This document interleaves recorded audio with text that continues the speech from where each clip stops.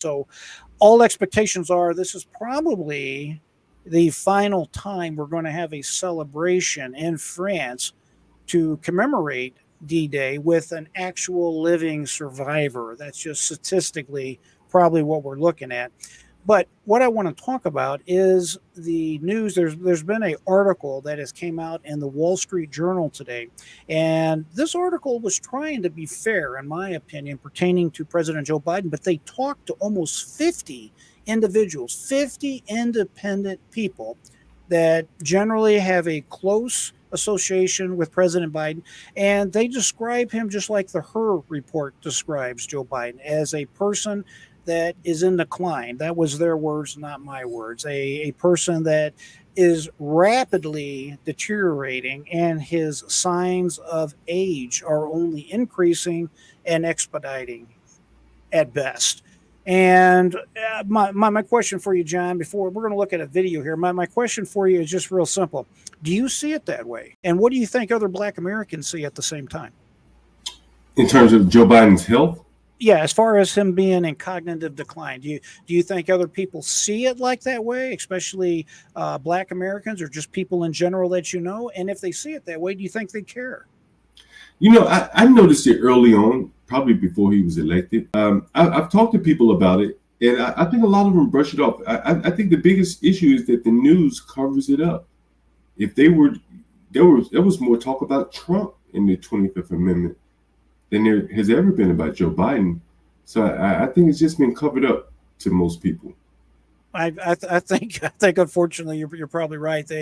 Most of the legacy news media, they won't even talk about it. They won't even bring it up. They just sweep it under the rug. I think you're absolutely right.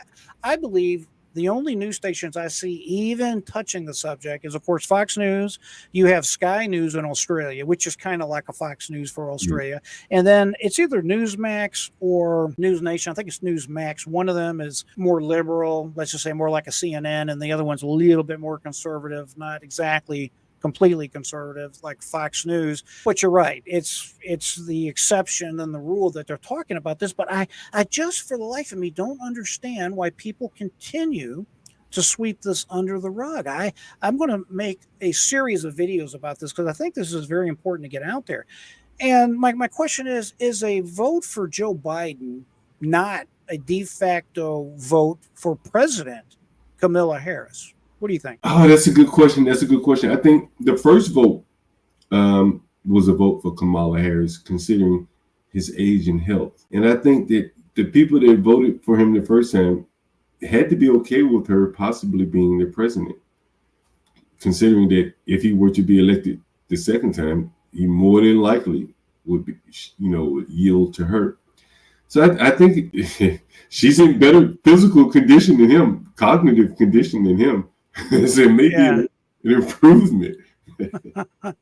That is pretty scary, and you definitely won't find what I'm about to say in any news program that I know of. But do you remember how she got her start back in California? Are you familiar with her by chance, John? I'm just curious if you. I am. I see you smuling. Maybe you know what I know. Do you know what I'm? Do you know what I'm about to go into? Back when she first started, dude. She started. I remember years ago. There was a guy named James. I think it was James Brown or James something. I can't remember. He was a city councilman or the mayor. He was San Francisco. The mayor, right? Yeah. Well, there was a vacant spot. Someone died. Something happened on the city council, and he appointed her to that position. And they were, well, you know what they were doing. Yeah. That was his plaything. To be about it. I mean, that's what it was, and that's how she started. I'm not making this up. This is the truth. I remember this, right? And and she's kind of just went up the ladder, so to speak. I'm not going to say how she got there, but I mean, I'm just telling you the facts as I know it. I mean, I'm not trying to be nasty about it. I'm just telling you the way that I remember, the way that I have seen the facts, and I went back and looked at videos pertaining to this, or just news reports talking about her original appointment at the city council, and I believe it was San Francisco. Yeah, it was. Yeah, okay. All right. Well, good. Well, it's just interesting. I think people should know that. I mean, that's how she started. I'm not saying it's good, bad. I'm just telling you what the reality is with Kamala Harris. But I just really don't. Oh, Willie Brown, Sapphire. Thanks for bringing that out. You're exactly right, my friend. It was Willie Brown. That's exactly what that was. Yeah. I'm starting to feel like a Walmart greeter. That's hilarious. You're saying hi to everybody. Okay. Well, everybody knows everybody. It's good to have everybody. That's right. Willie Brown. That was his name. Thanks, Sapphire. Appreciate you bringing that to my attention. And that was a long time ago. So I'm not the only person that remembers this. I mean, I remember way back from the 80s or something along them lines, but I just think it's hilarious. And I think the thing that bothers me about her is that cackle, that constant laugh. I don't know. What kind of feeling do you have about her? You think she'd be any good as a president? God forbid we find out, but I am interested in your take. What do you think? Well, I think that laugh is kind of a filler for nothing intelligent to say. So when she gets kind of stumped for anything intelligent to say, she just laughs. It comes at the most inappropriate times. Her in terms of being president, being here in the DC area, I tell you what, she would be a boon to both sides. That's what I'll say. I think both sides would use her as the useful idiot that they would make her out to be.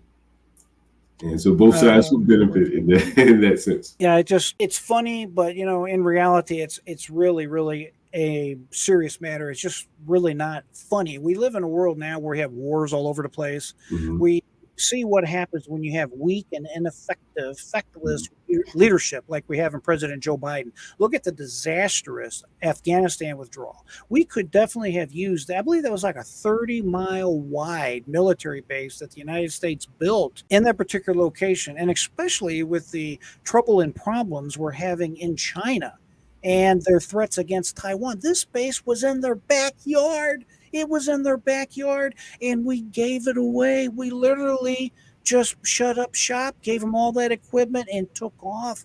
I mean, how stupid do these people think we are? Yet, very little criticism about that. I've heard more criticism of the Biden administration's withdrawal from Afghanistan from the Uber drivers that are here that will work with the American military in Afghanistan. Those are the only people I've ever heard criticize our withdrawal from there. You very rarely hear anything negative in the media. Yeah, I agree. I don't hear much about it at all. At the time, we heard a lot about it, and occasionally I'll see someone bring it up. But for the most part, they don't say anything about it. It's like, I'll end it, and he ended it. But that doesn't mean it left our nation any better off. It did not leave our friends and allies in a better situation. It's put us in a disadvantage with China. And in my opinion, and you tell me what you think about this, John, when our friends like Australia, New Zealand, just other countries, even India for that matter, when they see us acting in this particular way and manner and not standing with them shoulder to shoulder and basically coordinating some things with them, I worry that makes these people think, hey, maybe we better do this on our own. Maybe we better reevaluate our relationship with America. Maybe we need to turn to other people to look for leadership. How do you think that affects? I think as valid as that is, I think the bigger worry is what about what the enemies are seeing? Like, this level of weakness serves to really embolden your enemies.